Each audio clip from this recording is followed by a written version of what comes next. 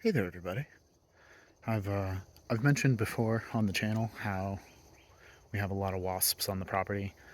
We've been encouraging them to make our site their site as well for the past few years, and we've done this mostly by having a lot of different flowers that they eat in their adult form, but also by not being an over voracious predator for the kinds of prey that they need to have around for their young to be raised. And so I had made a video previously, another week ago or so, and I thought I'd do a little quick follow-up, so stick around. So right here is why I send all of those hornworms through an additional gauntlet. Let's see if I can get this to focus. There you go.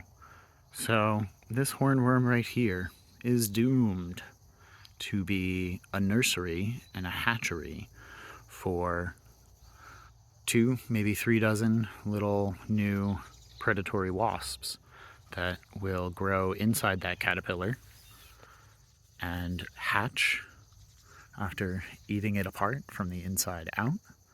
And then they will be in this area where we do quite a bit of our tomatoes.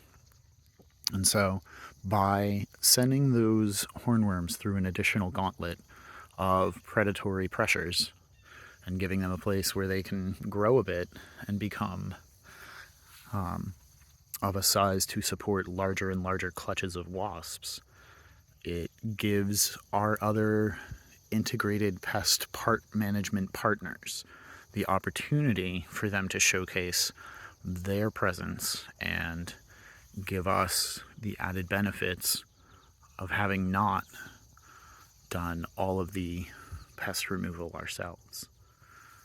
Probably would have been better if I had made it in time to save a few additional plants, but it's okay.